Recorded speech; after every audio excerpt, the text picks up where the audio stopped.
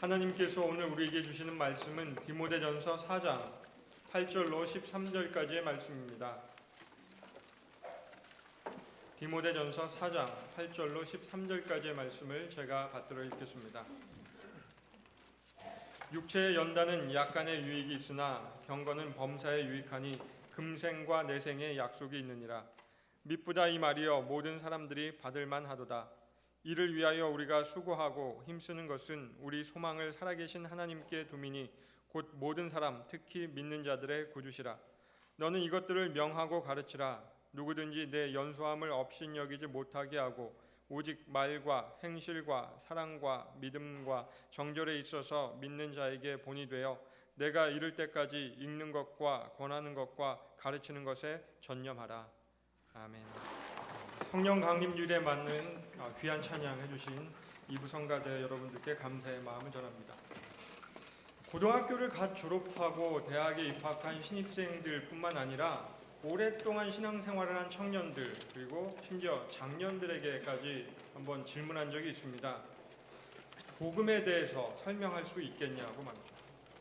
복음에 대해서 들어는 봤고 알기는 아는데 설명하는 것은 그렇게 쉽지 않은 것 같았습니다.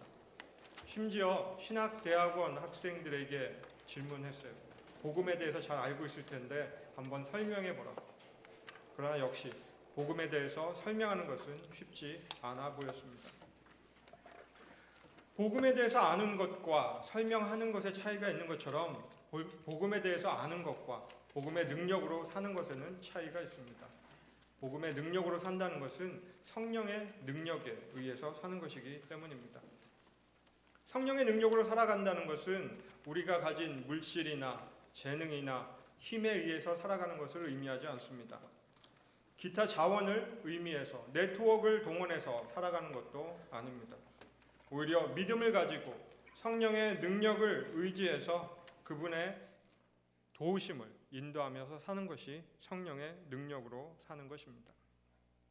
성령의 능력을 경험한다고 해서 없었던 능력이 하루아침에 생겨나지는 않습니다. 물론 현상적으로 그런 능력이 나타나는 것처럼 보이기도 하죠. 신유의 은사가 나타나기도 하고 방언의 은사가 나타나기도 하는 것처럼 보입니다. 그러나 그것은 굉장히 특별한 경우고요. 대부분의 사람들에게 있어서 성령의 능력이 경험되어질 때는 예수 그리스도를 알지 못하던 사람들이 예수 그리스도를 구세주로 고백하게 되고 또 느끼고 생각하는 방식이 바뀌게 됩니다. 예를 들면 술을 즐기고 담배를 즐기시던 분이 어느 날 갑자기 담배 냄새가 역겨워지는 거예요. 술이 이상하게 맛이 없어집니다. 느끼는 방식이 바뀌어진 것이죠. 경건의 열망이 생기는 것을 의미합니다. 성령의 능력을 경험한 사람들은 경건에 이르고자 하는 열망이 생긴다고 하는 것입니다. 그런데 경건의 열망이 생긴다고 해도 자동적으로 성숙에 이르는 것은 아니죠. 경건에 이르는 계단이 있다고 합시다. 여기에 첫 발을 내딛었다고 해서 마치 에스컬레이터가 올라가는 것처럼 저절로 경건에 이르게 되는 것은 아닙니다. 이것은 마치 계단과 같아서 한 걸음 한 걸음 나의 수고와 훈련과 노력을 통해서 이르는 영적인 여정입니다. 성령의 능력은 경건의 훈련을 전제로 하고 있음을 우리는 기억해야 합니다. 그렇다고 한다면 훈련을 어떻게 받아야 하는 것일까요? 훈련의 내용은 무엇이어야 할까요? 군대 갔다 오신 분들이든 군대 갔다 오지 않으신 분들이든 최근에 TV 프로그램을 통해서 군인들이 어떤 훈련을 받는지 확인하신 분들이 계실 겁니다. 좌양좌, 우양우, 앞으로 가 이와 같은 명령에 복종하는 제식 훈련을 받게 되고요. 또 사격 훈련을 받게 됩니다. 그리고 또 기타 등등 제식 훈련과 사격 훈련을 포함한 전술 훈련을 받게 되는 것이죠. 이러한 훈련을 통해서 군인으로 세워져 갑니다. 온전한 군인이 되기 위해서는 반드시 훈련이 필요합니다. 이것과 마찬가지로 온전한 그리스도인, 성숙한 그리스도인이 되기 위해서도 훈련이 필요한 것은 아무리 강조해도 지나치지 않습니다. 그렇다고 한다면 그리스도인으로서 경건에 이르기 위해서 훈련해야 하는 내용들은 무엇일까요? 오늘 저는 디모데전서 4장 말씀을 중심으로 5가지 경건에 이르기 위해서 가장 기초적으로 받아야 할 훈련들의 내용들을 여러분들과 함께 살펴보려고 합니다. 여러분의 이해를 돕기 위해서 이 5가지 내용을 영어 단어 하나에 담아봤습니다. BASIC. 그러면 베이직 그러시는 거예요. 다시 한번 해볼까요? BASIC. 테니스 안 보시는군요. 그분 TENNIS 그러면 테니스 이게 자동적으로 나오던데 여러분들은 이게 TV를 안 보시는 분들이라 베이직, BASIC가 각각 어떤 의미를 나타내고 있는지 확인해 보도록 하겠습니다. 첫 번째 B는 뭘까요? 바이블 스터디입니다. 눈치가 빠르신 분들은 이렇게 주보의 옆면에 나와 있는 걸 보고서 말씀하시는데요. 같이 보시면서 말씀 나누면 좋겠습니다. 사도 바울의 표현으로는 디모데전서 4장 5절에 기록된 하나님의 말씀입니다. 기본적으로 공부한다는 것은 읽고 정리하고 이해하고 암기하는 것을 포함하죠. 그러나 성경 공부는, 하나님의 말씀 공부는 단순히 이해하고 암기하고 정리하는 그런 종류의 공부가 아닙니다. 물론 특수한 상황이 있습니다. 성경을 교과서로 삼고 읽고 정리하고 암기하고 시험을 봐야 하는 그런 사람들이 있죠. 신학대학원에 준비하는 입시생들은 그렇게 공부를 해요. 그러나 대부분의 그리스도인들은 그렇게 공부하는 것이 아니고요. 말씀을 이해하고 깨닫는 대로 삶을 살기 위해서 공부해야 합니다. 그런 의미에서 성경 공부는 진정한 의미의 공부라고 할 수 있죠. 시험에 합격하기 위해서 공부하는 게 아니라 마음을, 수양을 쌓기 위해서 내 삶이 변화되는 것을 목적으로 하는 공부라는 의미에서 성경 공부는 참된 의미의 공부라고 하겠습니다. 성경 공부의 목적은 무엇인지 디모데전서 4장 11절과 12절은 이렇게 기록하고 있습니다. 너는 이것들을 명하고 가르치라. 누구든지 내 연수함을 업신여기지 못하게 하고 오직 말과 행실과 사랑과 믿음과 정절에 있어서 믿는 자들에게 본이 되어. 이 말씀은 사도 바울이 목회자였던 디모데에게 하는 말입니다. 저는 문맥을 보지 않고 이 말씀만을 보면 이것은 디모데에게나 해당되는 것이지 나와는 상관이 없다라고 생각할 수 있습니다. 그러나 그렇지 않다는 것을 우리는 9절 말씀을 통해서 확인할 수 있는데요. 9절 말씀을 같이 읽어볼까요? 제가 거짓말하는 게 아니라는 것을 확인하기 위해서 9절 말씀 같이 읽겠습니다. 시작. 미쁘다 이 말이여 모든 사람들이 받을만 하도다. 모든 사람이, 저와 여러분 모두가 다 사도 바울이 디모데에게 했던 권면을 받을만 하다고 이야기하고 있죠. 우리 모든 그리스도인들은 말과 행실과 사랑과 믿음과 정절에 있어서 믿는 자에게뿐만 아니라 믿지 않는 자들에게도 본을 보여야 합니다. 이것이 우리가 말씀을 공부하는 가장 중요한 이유입니다. 두 번째 알파벳은 A인데요. A는 뭐였죠? 좀 어려운 단어가 나와서 머뭇머뭇하시는데 attending이라는 단어입니다. attending the worship service. 예배 참석, 예배 출석을 의미하는 말이죠. 예배 참석 혹은 예배가 구약의 전통과 관련되어 있다는 것을 여러분들 잘 아실 겁니다. 구약의 예배는 기본적으로 제사였죠. 안식일을 기억하여 거룩하게 지키라고 하는 말씀과 연결되어 있습니다. 그런데 우리가 기억해야 할 것은 안식일과 주일은 분명히 다르다고 하는 것이죠. 안식일은 하나님께서 6일 동안 천지 만물을 창조하신 이후에 안식하셨던, 즉 쉬셨던 것을 기억하여 기념하는 날이라면, 주일은 예수 그리스도께서 죽으신 바 되었다가 부활하신 것을 기념하는 날입니다. 안식 후 첫날 부활하셨던 예수님을 기억하면서 안식 후 첫날, 즉 주일에, 요일로 따지면 일요일에 모이는 것이 기독교의 예배입니다. 초대교회 사람들은 이 주일에 모일 때 태양신을 섬기던 그 일요일, 태양의 날과 대신하는 우리 예수님의 날이다 하는 의미로 Lord's Day, The Day of the Lord라고 불렀습니다. 주의 날이죠. 주님의 날. 주님께서 부활하셔서 우리의 주인이 되시고 구세주가 되셨다는 것을 기억하고 셀레브레이트 하는 날이, 축제하는 것이 바로 주일 예배의 의미입니다. 그런데 주님의 부활을 기념하는 주일 예배가 가장 기본적인 그리스도인의 의무라는 것을 간과하는 것을 보게 됩니다. 오늘도 보니까 많이 비어 있어요. 연휴가 껴서 그런지 다들 산으로 들러 놀러 가신 것 같아요. 주일 예배가 굳이 이 교회 헌법에 명시된 그리스도인의 의무라는 것을 강조하지 않더라도 우리는 주일 예배가 얼마나 중요한지를 알고 있습니다. 통계 수치가 그것을 보여주는데요. 대략 교인의 80%가 주일 예배에는 꼭 참여한다고 합니다. 그걸 뒤집어서 말하면 20%만이 주일을 제외한, 주일을 포함한 모든 예배와 교회 행사에 참여한다고 하는 것이죠.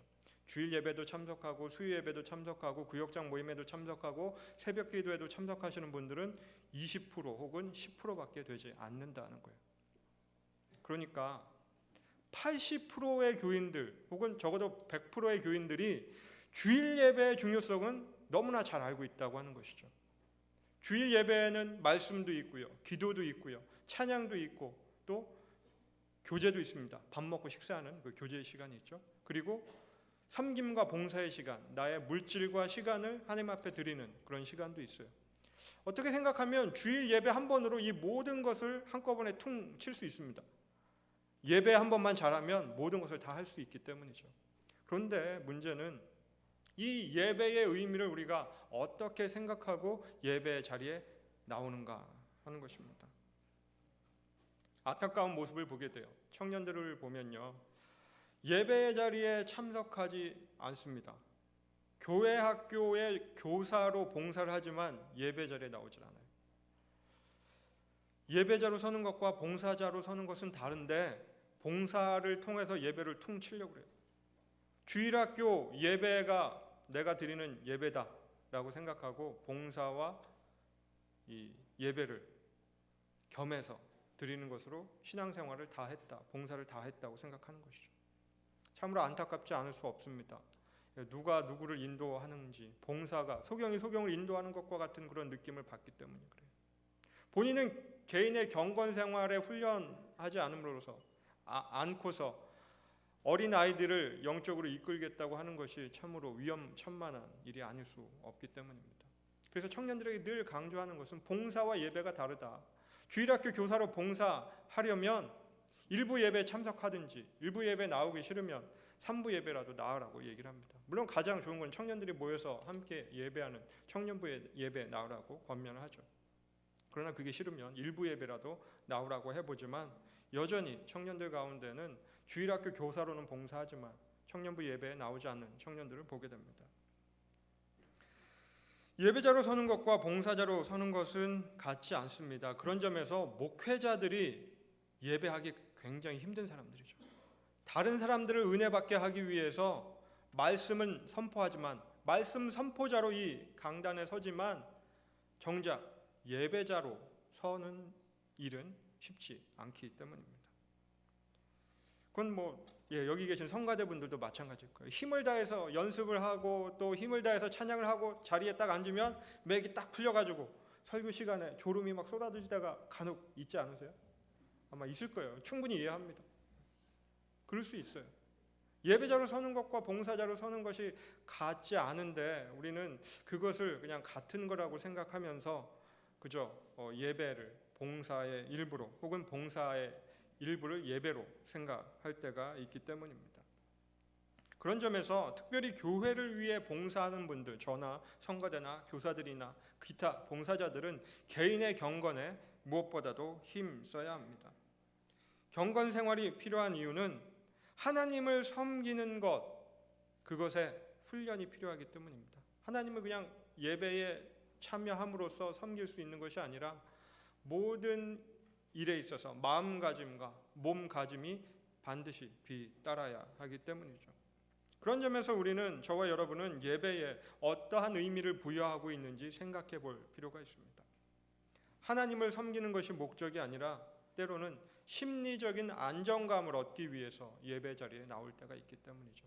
오늘은 내가 의무방어했다. 오늘은 내가 주일 예배에 참석함으로써 그리스도인으로서의 의무를 다 했다라고 생각하며 심리적인 안정감을 느낄 때가 있습니다.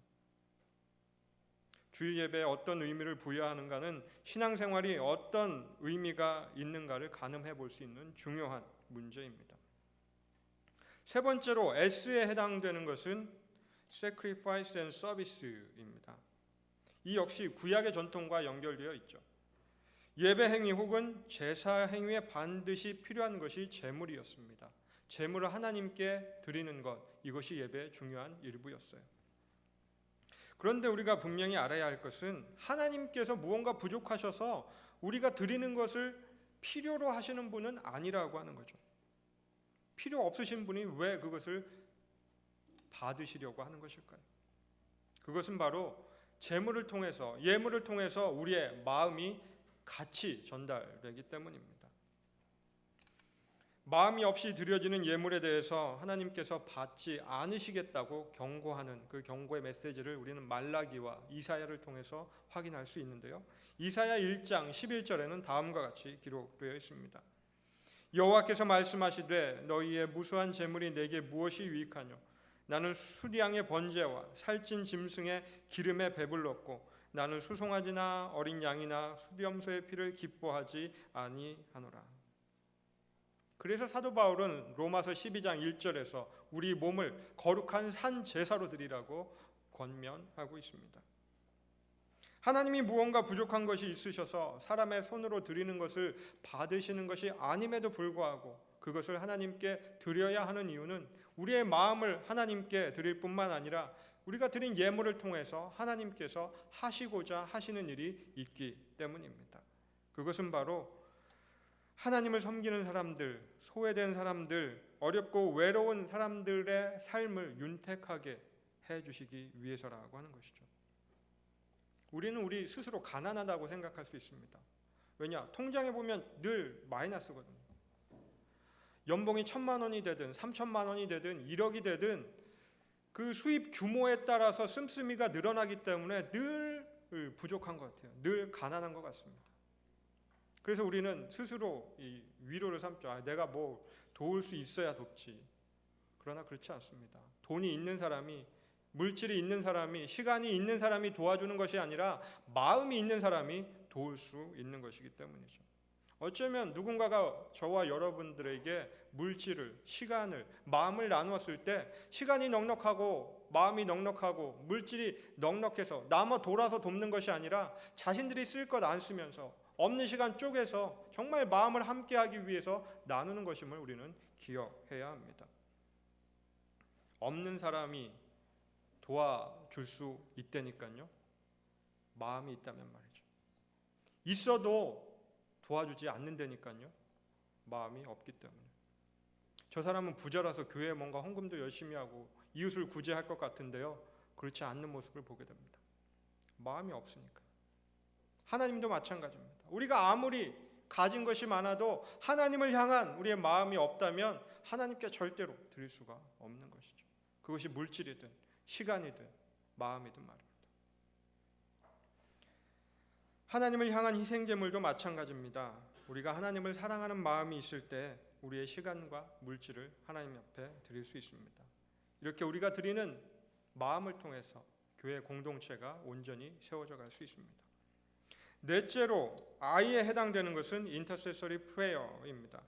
intercessory prayer라는 단어는 많이 들어보셨죠? 주보에도 나와 있어요. 여기 보시면요. 표지에 복음의 제사장이 된다는 것은 돼 있죠. 서울여대 대학교의 비전 가운데 하나입니다. 이웃을 위한 중보의 삶을 산다고 할 때 intercessory prayer라고 되어 있는 것을 확인하실 수 있으실 거예요. 기도는 사랑의 표현입니다. 하나님을 사랑하는 마음이, 이웃을 사랑하는 마음이, 나 자신을 사랑하는 마음이 기도로 표현되기 때문이죠. 자신의 문제를 하나님 앞에 가져오는 것도 자신을 사랑할 수 있어야 가능한 일입니다. 다른 사람을 위해서 기도하는 것도 그 사람을 사랑할 수 있어야 가능한 일이죠. 그리고 하나님 앞에 개인으로 서서 혹은 개인으로 무릎 꿇고 하나님과 독대하는 것도 하나님을 사랑하는 마음이 있어야 가능한 일입니다. 오늘 본문에는 기도가 언급되어 있습니다. 함께 읽지는 않았지만 디모데전서 4장 5절에 기록되어 있는데요. 사도 바울이 우상에게 드렸던 제물에 대해서 설명하면서 그것이 거룩하게 될 수 있다라고 말합니다. 말씀과 기도로 거룩하게 될 수 있다고 하는 것이죠. 기도는 강조하는데 말씀을 소홀히 한다면, 말씀은 강조하는데 기도를 소홀히 한다면 균형이 맞지 않습니다. 말씀과 기도가 같이 균형이 맞아야 돼요. 기도는 열심히 하는데 말씀을 소홀히 한다. 신비주의에 빠질 수 있습니다. 말씀은 열심히 공부하는데 기도하지 않는다. 이거는 지적인 즐거움, 지적 호기심을 만족하는 것으로 그칠 수 있다고 하는 거죠. 말씀을 붙잡고 기도하고 기도하면서 하나님께서 지혜를 주시도록, 말씀을 깨닫게 해주시도록 기도하면서 말씀을 공부해야 합니다. 말씀과 기도가 균형을 이룰 때 우리의 삶은 거룩해질 수 있습니다. 기도에 관한 많은 책들이 있습니다. 기도에 관한 많은 이론들이 있습니다. 그 이론을 공부하는 것으로 기도를 잘할 수 있는 것이 아니고요. 기도는 시간 내서 하나님 앞에 무릎 꿇음으로써 하나님 앞에 섬으로서 기도할 수 있습니다. 공부하다가 쉬는 시간에, 일하다가 쉬는 시간에 시간을 내서 하나님 앞에서 쉬는 것, 이것이 기도일 수 있습니다. 기도는 우리가 필요한 것을 하나님께 달라고 떼쓰는 것이 아니라 오히려 하나님을 사랑하기 때문에 사랑하는 마음을 나누는 시간이라고 생각해야 우리는 좀 더 적극적으로 기도할 수 있게 됩니다. 대부분 대학교의 교인들은 좀 편안한 삶을 사시는 것 같아요. 제가 다른 교회를 다녀봐서 이제 비교가 되는데요. 그 어렵게 사시는 분들, 그런 분들은 맨날 하나님 앞에 와가지고 뭐 달라고 떼쓰면서 기도합니다. 기도의 내용이 어떻게 보면 깊이가 없는 것처럼 보일 수도 있어요. 맨날 뭐 필요하다고 달라고 기도하는 거 모습을 보면 말이죠. 그런데 또 반대로 필요한 것이 없으니까 기도를 안 해버려요. 뭐 하나님께서 평소에 은혜를 넘치게 주시는데 굳이 뭐 필요한 거 달라고 기도할 필요 있나? 만약 기도가 필요한 것을 얻어내는 수단이라고 한다면 기도하지 않아도 됩니다. 그러나 기도는 그런 게 아니죠. 하나님을 사랑하고 이웃을 사랑하고 내 자신을 사랑하는 마음의 표현이 기도라고 한다면 우리는 기도하지 않을 수 없죠. 더군다나 기도는 쉼입니다. 하나님 앞에 나와서 쉬는 시간이 기도 시간이에요. 너무나 바빠가지고 쉴 시간도 없으시잖아요. 그럴 때 이 예배 자리에 나와서, 이 기도의 자리로 나와서 좀 눈 감고 좀 쉬세요. 쉼을 누리지 못하고 그냥 바쁘게 달려만 가면 내가 지금 어디 있는지 위치를 모른 채 그저 떠밀려서 살아갈 수 있습니다. 예수님의 이름을 부르는 것만으로도, 하나님의 존전에 나와서 눈을 감고 하나님을 생각하는 것만으로도 기도가 될 수 있다는 사실을 기억하면서 좀 쉬시기 바랍니다. 마지막 시에 해당되는 것은 Communion of Saints, 성도의 교제입니다. 성도의 교제는 사도신경의 마지막 부분에 해당되는 성도가 서로 교통하는 것과를 이제 영어로 옮긴 Communion of Saints의 다른 번역이죠. 성도의 교제 혹은 성도가 서로 교통하는 것은 교회의 공동체성을 말합니다. 교회는 기본적으로 공동체예요. 예수 그리스도를 구세주로 고백하는 사람들이 모인 이 모임이 교회이기 때문입니다. 그런데 간혹 무교회주의자라고 스스로를 표방하는 사람들을 보게 됩니다. 교회가 필요하지 않다. 신앙생활은 개인이 할 수 있다라고 주장하시는 분들이죠. 간혹 무교회주의자도 아닌데 개인 생활을 혼자서 하려고 하시는 분들을 보게 됩니다. 교회 예배당 구석에 혹은 맨 뒷자리에 앉아 있다가 예배가 끝나자마자 혹은 축도가 끝나기도 전에 다른 사람 얼굴 마주칠까 봐 나가시는 분들이 있습니다. 청년들 중에 그런 청년들이 많아요. 괜히 붙잡혀가지고 남아서 이 새신자반 등록하라고 얘기 들을까 봐 축도가 끝나기도 전에 나가버리더라고요. 교회의 공동체성을 별로 생각하지 않는 청년들이죠. 물론 그 사람들의 얘기를 들어볼 필요가 있습니다. 실제로 얘기를 들어보니까요, 공동체에서 상처받았다는 거예요.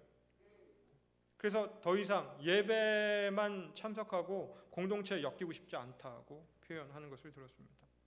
그럼에도 불구하고 교회는 공동체라는 것을 우리는 잊지 말아야 합니다. 아무리 상처를 준다고 하더라도, 내가 상처를 받는다고 하더라도 그 상처가 아무는 한 우리를 죽일 수 없는 것은 우리를 강하게 만들지 않습니까? 어벤져스에 나왔던 유명한 대사죠. 우리를 죽일 수 없는 것은 우리를 강하게 만듭니다. 우리가 공동체가 필요한 이유는 우리가 강해지기 위해서요. 훈련받기 위해서입니다. 스스로는 훈련할 수 없잖아요. 여러분 훈련 해보신 적이 있다면 혼자서 할 수 없다는 것을 절실히 느끼셨을 거예요. 운동도 마찬가지죠. 운동해보겠다고 신발도 새로 사고 옷도 새로 맞춰 입어보지만 하루 이틀 하다가 잘 안 됩니다. 그럴 때 같이 하는 누군가가 있다면 할 수 있지 않겠어요? 사도 바울은 교회의 공동체성을 몸에 비유하고 있죠. 각각의 지체가 연합해서 한 몸을 이룬다. 그리스도를 머리로 하는 몸, 이것이 바로 교회입니다. 그리스도인에게 교회는 가정과 같습니다. 집이나 숙소는 있지만 가정이 없는 사람들이 현대인이라고 합니다. 특별히 서울여대 안에 있기 때문에, 또 대학교회의 특수성을 생각한다면 우리 대학교회는 집이 없는, 가정이 없는 서울여대 대학교 기숙사 학생들에게 가정의 역할을 해줘야 되지 않나, 그런 생각을 해보게 돼요. 물론 이제 청년부 목사니까 그런 생각을 할 수 있죠. 그러나 대학교의 사명이 서울여대 캠퍼스와 지역 복음화를 위해서 존재한다고 한다면 우리는 지역 주민들에게 뿐만 아니라 또 대학에 있는 학생들에게 가정의 역할을 해줘야 할 겁니다. 성도의 교제를 생각할 때 늘 고민이 되는 것은 개인적인 신앙을 유지하고 싶어하는 사람들과 공동체성을 어떻게 균형을 맞추느냐 하는 거죠. 기본적으로 내성적인 사람들이 있습니다. 공동체에 어울리는 것, 사람들과 함께 있는 것보다는 혼자 있는 게 편한 사람들이 있어요. 혼자 있을 때 에너지를 받고요, 사람들과 있을 때 에너지를 뺏기는 사람들이 있습니다. 그럼에도 불구하고 그 사람들에게 격려를 통해서, 동기부여를 통해서 공동체와 함께 성장해 갈 수 있도록 하는 것, 이것이 리더들 혹은 목회자들의 고민이 아닐 수 없습니다. 이런 분들에게 다시 한번 강조하지 않을 수 없는 것은 기독교라는 종교의 본질이 무엇인가 하는 것이죠. 불교와 달리 기독교는 공동체를 통해서 구원에 이르는 종교입니다. 혼자서 돛 닦고 속세로부터 떨어져 나가는 것이 아니라 세상 속에 침투해서 세상 속에서 그리스도인으로서의 정체성을 드러내고 복음의 능력에 의해서 살아가는 것을 통해서 하나님께 영광 돌리는 사람들, 그 사람들이 바로 그리스도인입니다. 그리스도인이 된다는 것, 또 그리스도인으로서 살아간다는 것이 만만치 않게 힘든 사회를 저와 여러분은 살아가고 있습니다. 하지만 지금도 세계 곳곳에서는 그리스도인이 된다는 것이 순교를 의미하는 곳이 있습니다. 그리스도인이 교회를 생각하는 것을 어떤 분들은 마치 멤버십을 가지고 스포츠 센터에 가는 것으로 생각하시는 분들이 있는 것 같아요.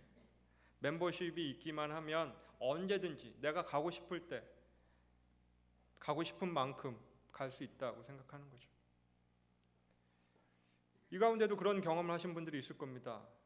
3개월 회원권 끊어놓고 3번밖에 안 가신 분들, 1년 회원권 끊어놓고 한 달 다니고 못 다니신 분들,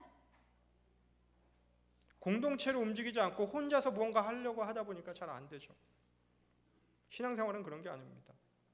멤버십을 가지고 내가 가고 싶을 때 가고 가기 싫을 때는 안 가는 그런 것이 아니라 마치 프로 선수들과 마찬가지로 합숙을 통해서 자신과 팀이 함께 성장하는 그러한 모습을 우리는 생각하고 떠올려야 합니다. 그래서 공동체가 필요한 것이죠. 오늘은 성령 강림 주일입니다. 성령의 능력으로 살아간다는 것은 쉬운 것이 아닙니다. 말씀과 예배와 기도와 봉사와 교제를 통해서 성령의 능력을 경험할 뿐만 아니라 온전한 그리스도인으로, 성숙한 그리스도인으로 훈련되어 가는 것까지를 포함하고 있기 때문이죠. 성령의 능력을 경험한다는 것은 없었던 능력이 생겨나는 것이라기보다는 마음과 생각이, 느끼고 생각하는 방식이 바뀌는 것을 의미합니다. 그것은 바로 베이직의 중요성을 깨닫고 그것을 실천하기로 결단하고 하나하나 실천하는 것으로 시작할 수 있습니다. 5가지 기억하시죠? B. 성경 말씀 공부하는 것. A. 예배 참석하는 것. S. 섬김과 봉사를 통해서 마음을 하나님과 이웃에게 드리는 것. I. intercessory prayer. 기도하는 것을 말하죠. 마지막 C. 성도의 교제입니다. 이 5가지 신앙생활의 기초에 해당되는 덕목들을 훈련함으로써 성령의 능력 안에서 살아가는 여러분 되시기를 이 말씀으로 여러분들을 축복합니다. 기도하겠습니다. 하나님 감사합니다. 오늘 저희들에게 그리스도인 됨의 의미, 또 그리스도인으로서 무엇을 어떻게 훈련함으로써 성숙한 그리스도인이 되어야 할지를 생각하게 하시니 감사합니다. 말씀과 예배와 섬김과 기도와 교제를 통해서 온전한 그리스도인으로 훈련받게 하시고 믿지 않는 사람에게 뿐만 아니라 믿는 자들에게 본이 되는 온전한 그리스도인으로 살아갈 수 있도록 도와주옵소서. 우리를 훈련시키시고 우리를 성장하게 하실 우리 주 예수 그리스도 이름 받들어 기도드립니다. 아멘.